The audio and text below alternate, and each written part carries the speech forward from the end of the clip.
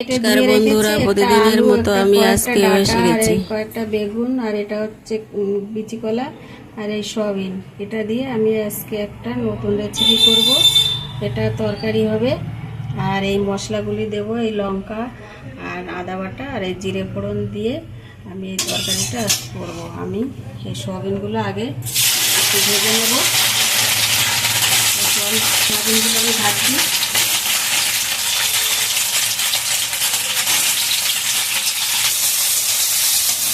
লাল লাল করে সয়াবিনগুলো একটু ভেজে নেব।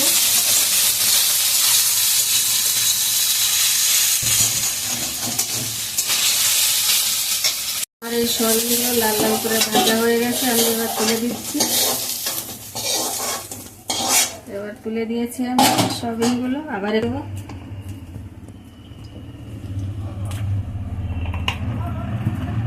দিয়ে আমি এবার একটু বেগুনগুলোকে ভেজে নেব।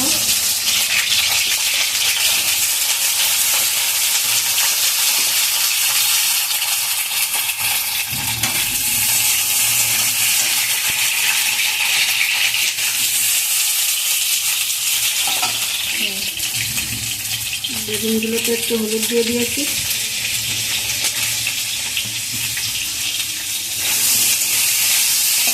এবার এটাকেও আমি একটু লাল করে ভেজে নেব।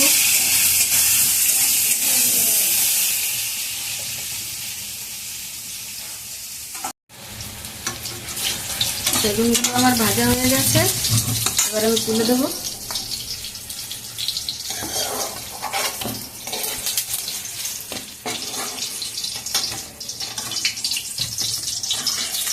বেগুনগুলো তুলে দিয়েছি, এবার একটু আলুগুলো ভাজবো।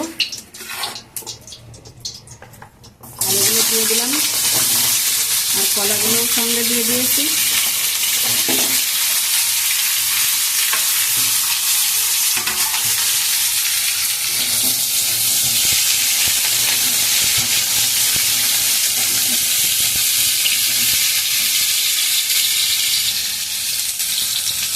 একটু হলুদ দিয়ে দিলাম।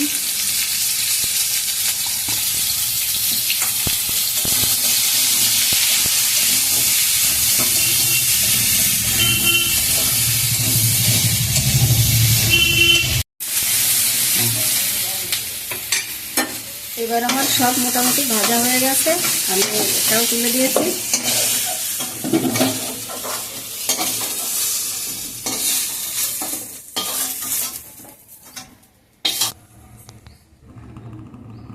আমি এবার কড়াইতে একটু তেল দিয়ে দিলাম।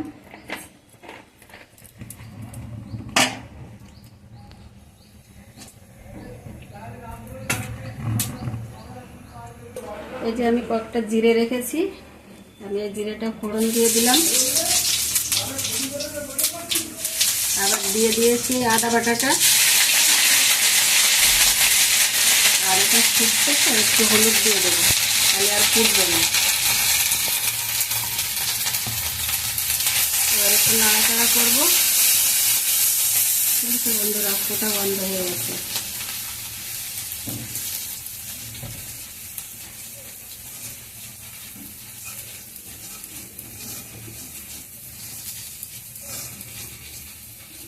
এবার দিয়ে দেবো কটা লঙ্কা, কাঁচা লঙ্কা।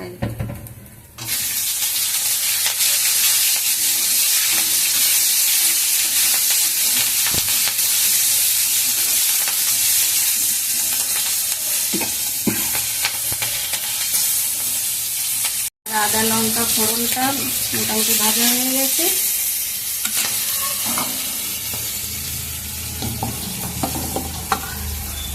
আমি সব সবজিগুলোকে দিয়ে দিচ্ছি।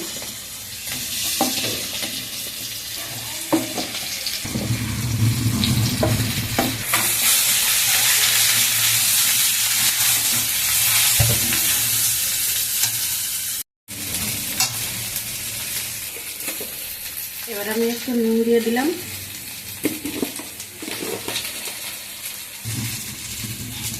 সামান্য একটু চিনিও দিয়ে দিয়েছি।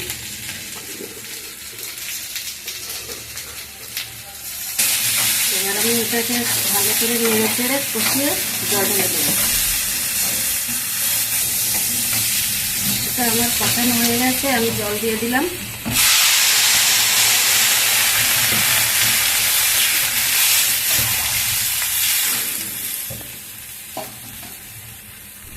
হলুদ দিয়ে দেবো।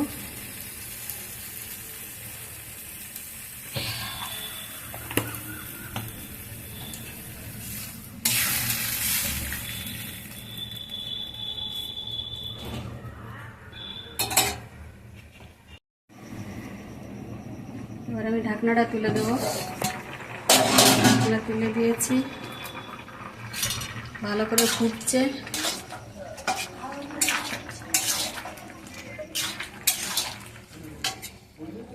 আমি একটু দুধ ঢেলে দিলাম।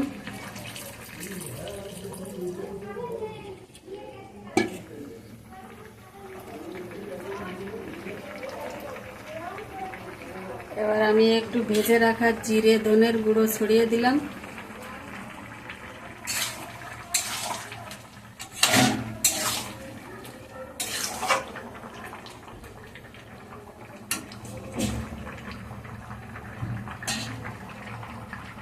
একটু ফুটলেই নামিয়ে দেবো।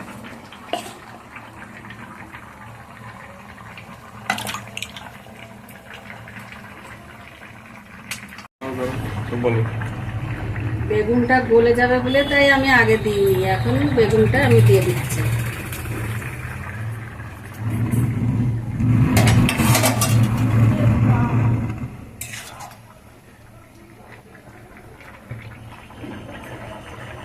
এটা সুন্দর একটা রেসিপি।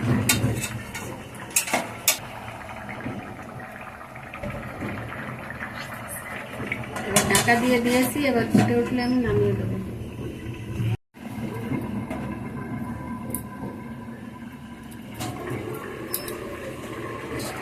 দেখো বন্ধুরা, খুব সুন্দর ফুটছে তরকারিটা।